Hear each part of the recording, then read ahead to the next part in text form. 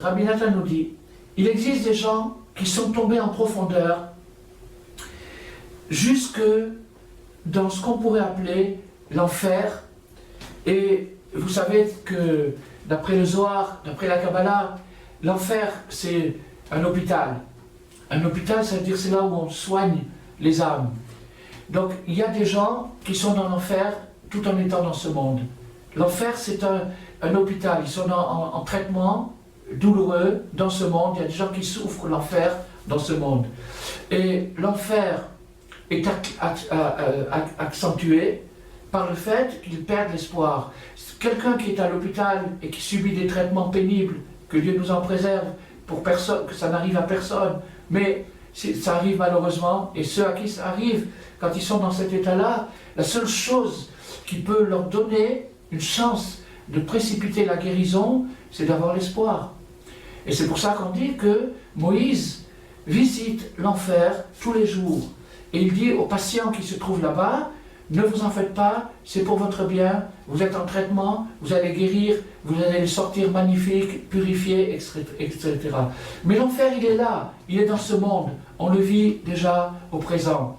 Donc ce Moïse qui vient dans l'enfer pour rassurer les damnés, les gens qui se croient condamnés et qui sont en souffrance, c'est Rabbi Nachman. Rabbi Nachman, le mot Nachman veut dire consolation. Rabbi Nachman, son travail c'est de consoler, c'est-à-dire de rendre l'espoir aux gens. Donc il nous visite dans notre enfer, dans nos souffrances, pour nous redonner un peu d'espoir. Alors, à cause des erreurs qu'une personne a pu commettre dans sa vie, elle a pu se compliquer les choses jusqu'à se retrouver dans des situations douloureuses. Et principalement à cause de la pensée. La pensée, c'est toute la personne, c'est tout l'être. Notre être est de pensée. Nous sommes d'abord pensée, ensuite parole, et en dernier lieu action. Ce que nous voyons avec les sens, avec les yeux, avec les oreilles, c'est les actions qui sont externes. Mais la racine, l'origine de toute action et de toute parole, c'est la pensée.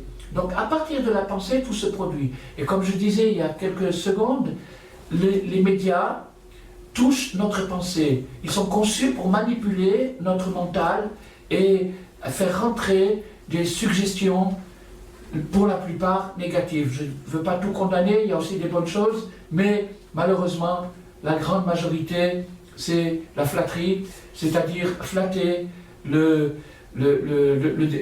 découragement des gens et leur amener à chaque fois une preuve que c'est impossible, que la condition humaine n'est pas viable.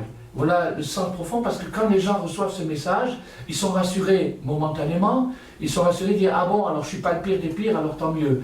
Mais en même temps qu'ils sont rassurés, il y a une goutte de poison qui est rentrée, « Ah, c'est pas possible ».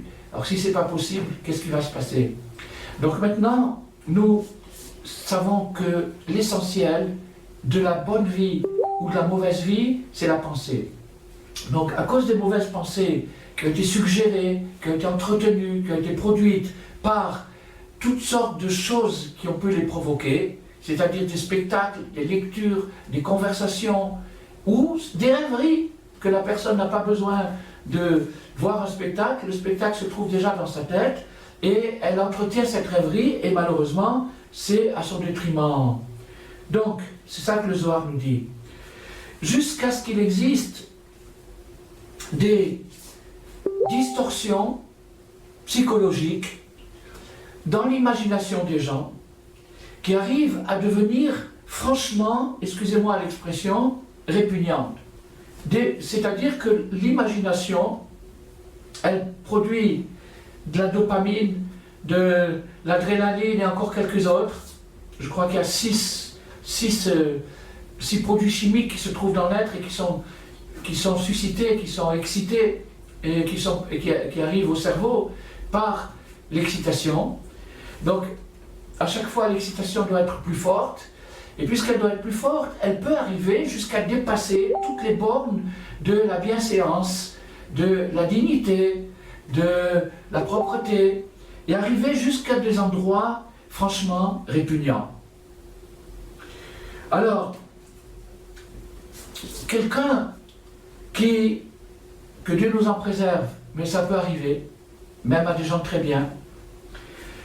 Quelqu'un qui arrive à cet endroit répugnant, il est très difficile d'y échapper, parce qu'il y a dans le mal une puissance très forte, à tel point que le Sfat Emet nous dit que la supériorité de quelqu'un qui se repent, qui fait teshuva, qui regrette son passé, par rapport à quelqu'un qui n'a jamais péché, celui qui se repent est supérieur, il arrive à un endroit que l'autre ne peut pas, même pas concevoir. Pourquoi?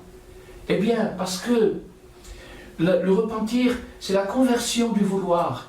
C'est-à-dire, au lieu de vouloir des choses répugnantes, maintenant il veut des choses extraordinaires, il veut des belles choses.